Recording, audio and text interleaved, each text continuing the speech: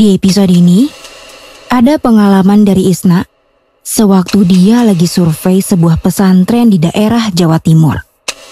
Di sana, Isna nggak cuma bertemu dengan pimpinan pesantren, dia juga bertemu dengan murid-muridnya yang nggak biasa.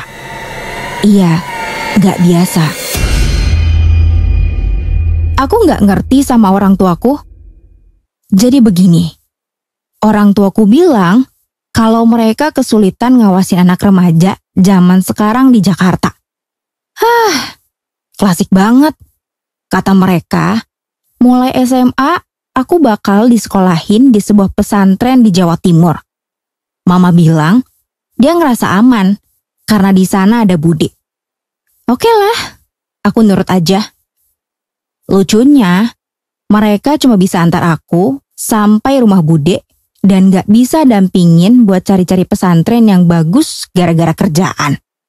Ini kesulitan ngawasin atau emang gila kerja aja sampai gak ada waktu buat anaknya? Ngeselin kan? Karena bude juga sibuk jualan di pasar, akhirnya aku diantar kakak sepupuku, Mbak Tari, buat lihat-lihat pesantren. Aku udah curiga sih, kalau Mbak Tari juga gak setulus hati bantuin aku hari ini. Dari tadi, aku lihat dia sibuk ngecek handphonenya. Bener kan? Gak lama, dia bilang kalau mau berhenti di persimpangan depan. Aku ada janji sama Mas Tino sebentar. Nanti kamu tak jemput pas sore ya. Berkabar aja. Siapa lagi itu Mas Tino? Yang kayaknya lebih penting daripada aku. Padahal kan Bude udah wanti-wanti Mbak Tari buat ngurusin aku hari ini. Mas Tino tuh pacarku yang baru. Ojo bilang ibuku ya. Oh iya Is, pesantrennya gak jauh dari terminal kok. Oh alah, terus nasibku gimana ini? Aku ditinggal demi dia mau pacaran. Aku kan gak tahu daerah ini. Kiri mas.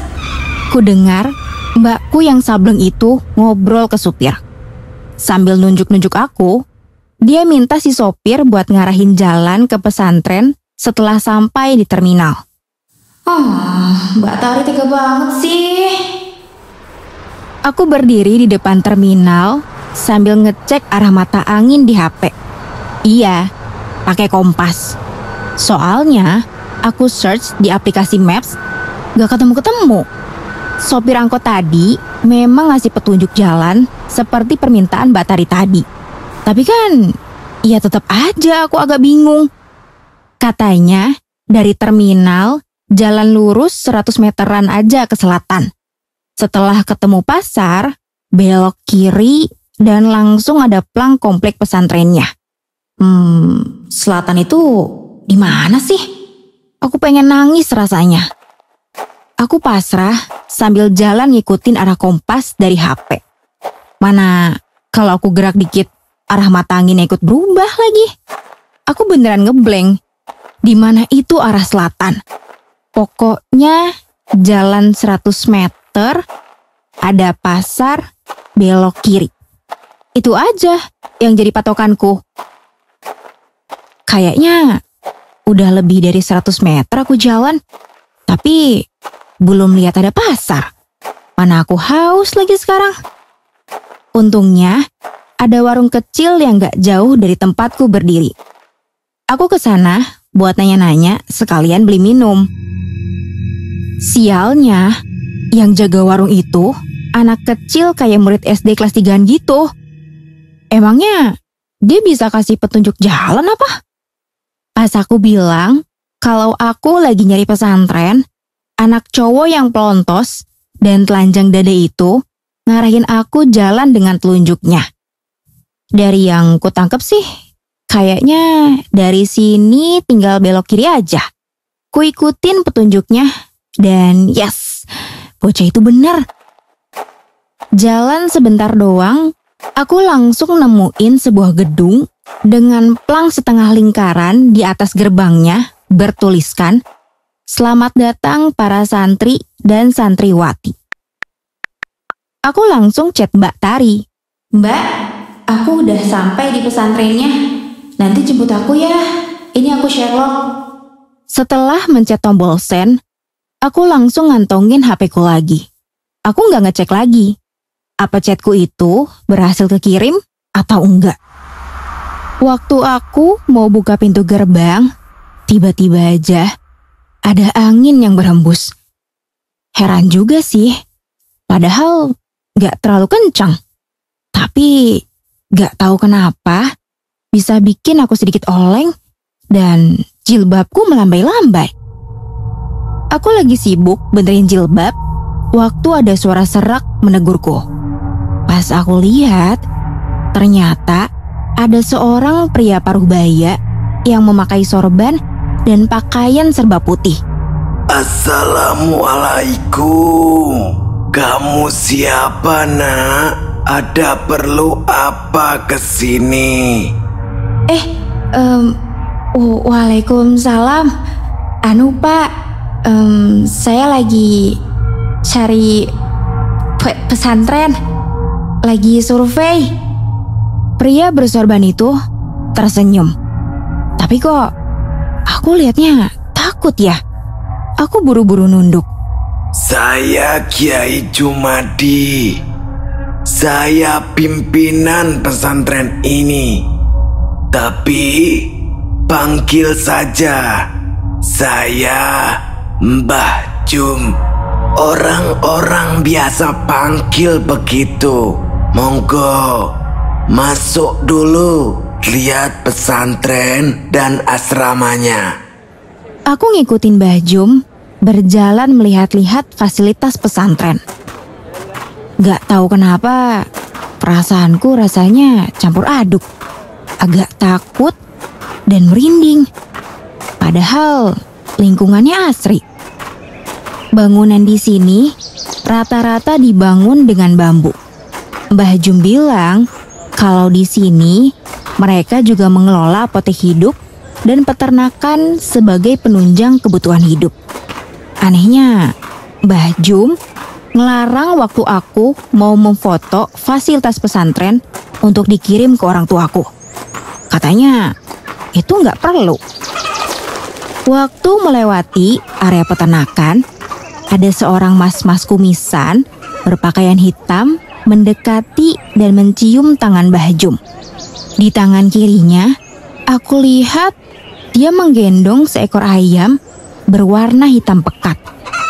Itu ayam apa ya? Seumur hidup, aku belum pernah lihat ada ayam yang hitamnya kayak areng gitu.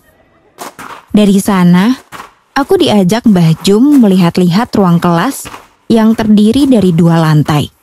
Katanya, di sayap barat ini kelas khusus buat santriwati. Sedangkan di sayap timur itu untuk para santri. Selama Mbah Jum cerita panjang lebar, aku so antusias aja. Padahal pengen banget pulang rasanya. Kayaknya asrama ini gak rekomen banget deh. Auranya itu loh, kayak ada yang gak beres. Aku malah jadi takut. Waktu Mbah Jum ngajak keliling lagi, aku masih berdiri di depan kelas yang kedengarannya ramai banget. Ya, kayak ruang kelas yang lagi jam kosong. Aku jadi penasaran, pengen tahu apa sama kayak aku dan temen-temen di SMP dulu kalau lagi gak ada guru. Mbah Jum, di dalam kelas ini kok ramai banget ya? Lagi pelajaran apa kira-kira? Saya mau lihat. Aku baru memegang gagang pintu. Tiba-tiba Mbah Jum menahan tanganku. Tidak bisa. Mereka sedang belajar. Tidak boleh diganggu. Aku kaget waktu lihat ekspresi Mbah Jum yang berubah 180 derajat.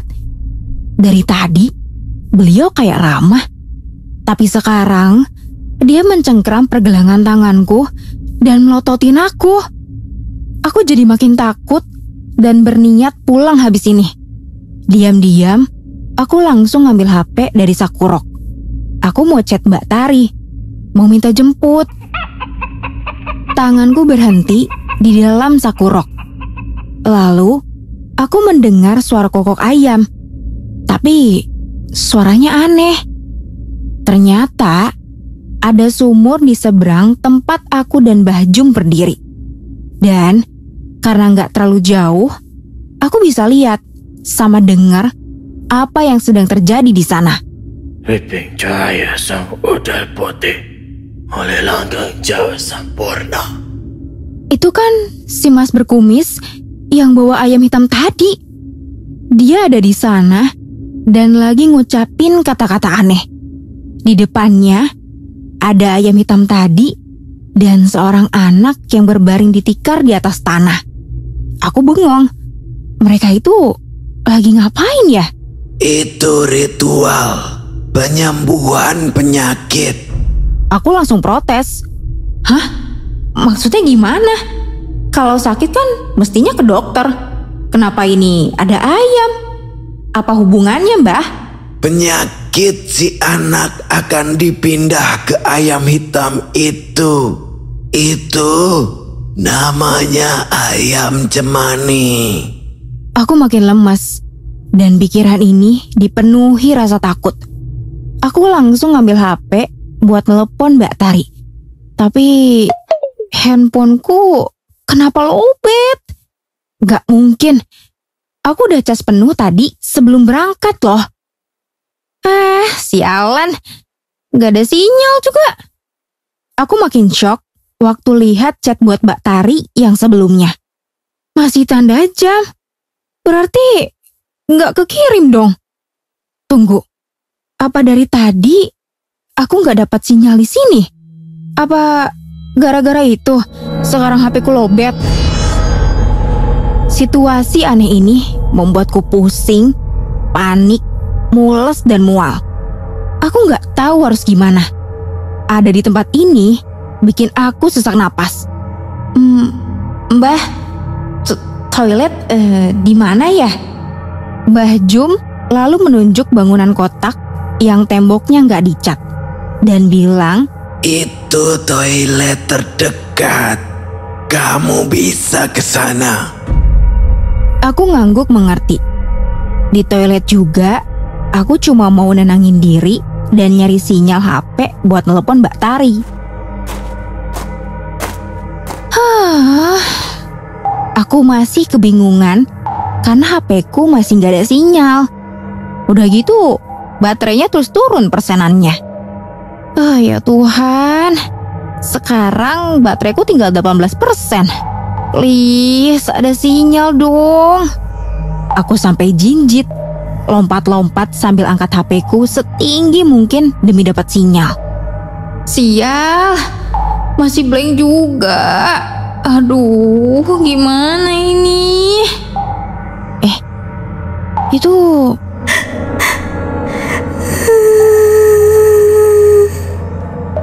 Aku berhenti nangis, soalnya kayak ada suara lain. Ada yang nangis selain aku di sini. Kulihat 2 bilik toilet di depanku.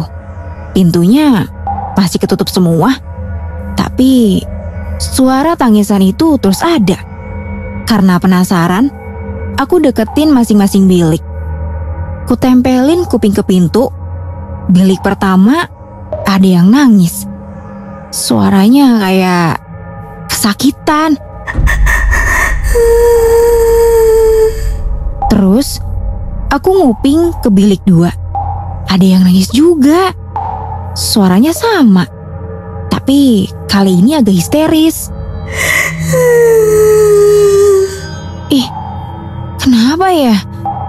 Kasian banget nangisnya. Gak tega deh dengernya. Halo, ada yang bisa aku bantu? Halo, kenapa ya? Aku nyoba dorong pelan pintunya. Hah? Aku lemas begitu membuka pintu bilik yang ternyata nggak dikunci. Dua-duanya kosong, nggak ada orang. Terus tadi siapa yang nangis di dalam sini? Perhatianku langsung teralihkan dengan bunyi notif di HP. Hah? Ada sinyal? Yes, alhamdulillah. Chatku kekirim ke Mbak Tari. Waktu aku keluar toilet, Mbak Tari balas chatku. Isna, kamu ini lagi di mana toh? Mas Dino aja belum tahu lokasi yang kamu kirim itu. Aku lemes lagi. Selain isi chat Mbak Tari yang bikin aku takut, sinyal HP-ku hilang lagi. Di sini, aku ngerasa kalau aku mesti cepetan kabur dari sini. Lagi-lagi aku sial. Mbah Jum keburu ngeliat aku. Dia menganggukkan kepalanya, terus berjalan ke arahku. Ini sudah sore. Ada acara santai minum teh di asrama putri. Kamu bisa kenalan dengan santriwati yang lain. Aduh, gimana ini? Jantungku masih deg-degan parah. Tapi gak enak juga rasanya kalau pamit gitu aja. Di perjalanan menuju ruang makan di asrama putri, aku nyempetin nanya ke Mbah Jum soal suara tangisan yang kudengar di toilet tadi. Oh, itu biasa. Kemarin baru selesai ujian. Yang kamu dengar itu pasti santri-santri yang gagal ujian. Waktu dengar jawaban Mbah Jum, aku refleks duduk berjongkok. Kulihat Mbah Jum terus berjalan di depanku. Sementara aku ngerasa ada di ruang hampa udara dan waktu berhenti. Aku di mana ini sebenarnya? Bapak, Mama, aku mau pulang. Aku gak bisa bohong. Kalau kenyataannya aku lapar. Hidangan sore di asrama putri ini bikin aku lupa sebentar dengan ketakutanku tadi. Aku langsung melahap getuk pisang yang ada di depanku. Terus meneguk teh manis. Seorang santriwati yang duduk di seberangku senyum-senyum ngeliat aku yang kalap karena kelaparan. Setelah snack sore selesai, para santriwati kembali ke ruang kelas. Tinggal aku sendiri dan Mbah Jum. Aku jadi takut lagi. Beliau lalu bertanya, apa aku bakal dijemput keluarga atau bagaimana?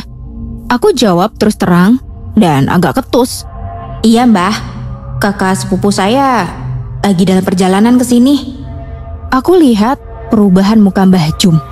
Setelah aku bilang begitu, keningnya berkerut. Terus bilang begini.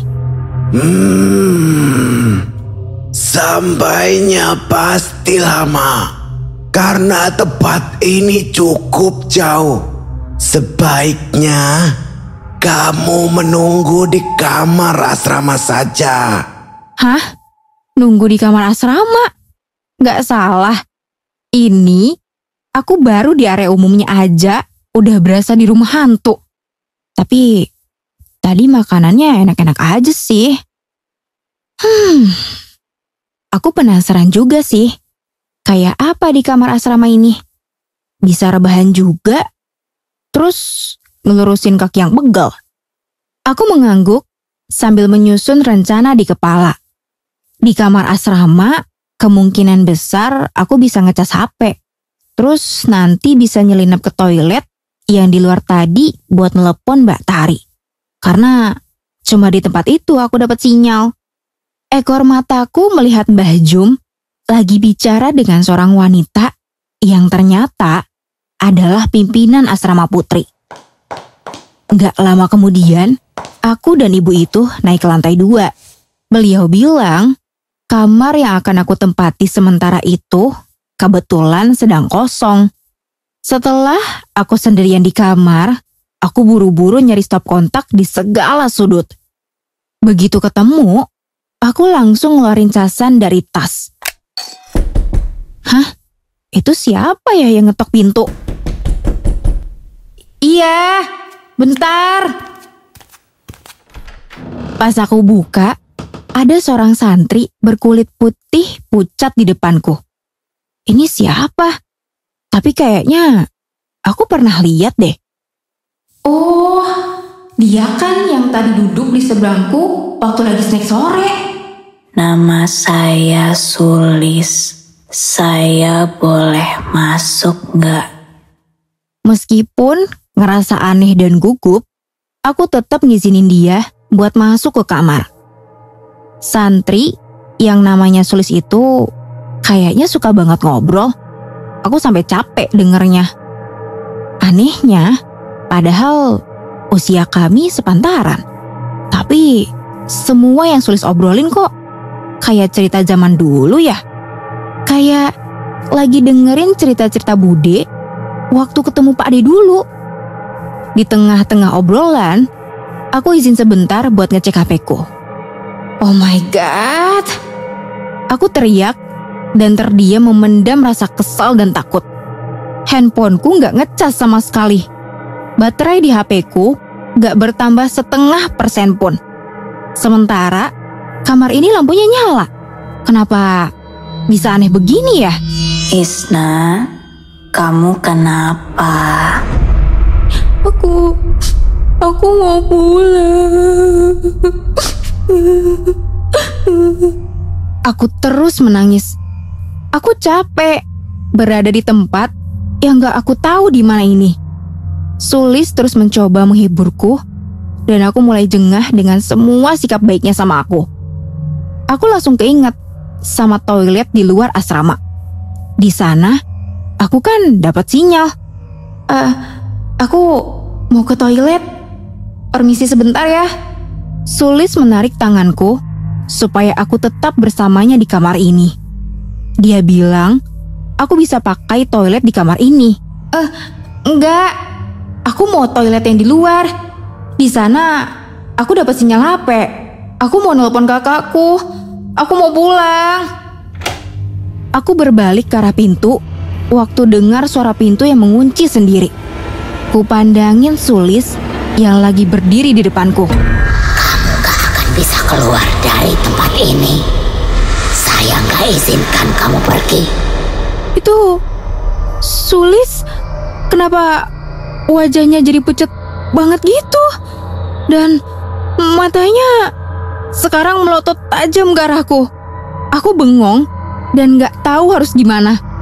Waktu ngeliat jendela di belakang Sulis, aku langsung mikir untuk kabur lewat sana. Tapi pasti setan ini bakal ngejar dan nangkep aku. Aku melompat ke ranjang. Sulis ngikutin aku sambil terus neriakin namaku dan mengulang kalimat gak akan ngebiarin aku pergi. Aku gak peduli. Aku terus lompat ke meja belajar dan mengambil lampu duduk. Sulis terus berlari mengejarku memutari kamar. Terakhir, aku naik ke atas meja belajar lagi dan mecahin kaca jendela. Begitu kaca jendela pecah, aku langsung teriak sekuat tenaga sambil menangis kejer. Dan Sulis masih terus menarik kakiku. Jangan tinggalin saya, Isna.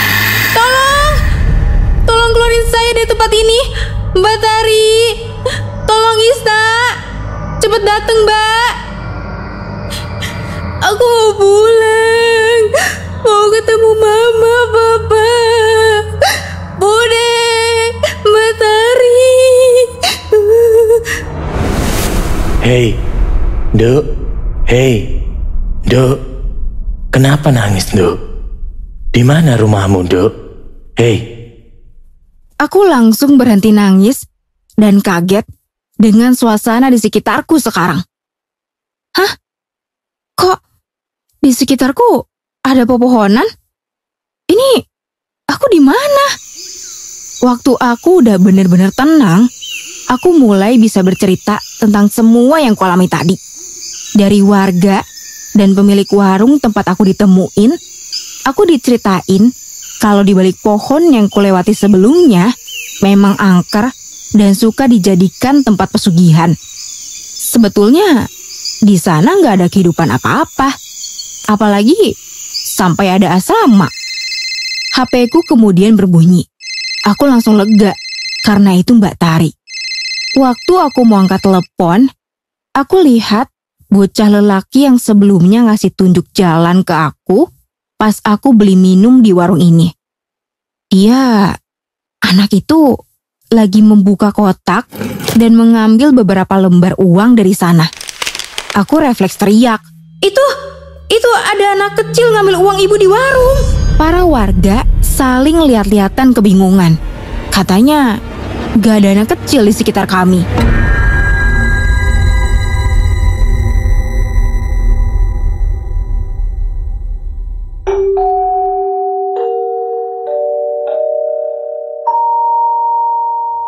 Sini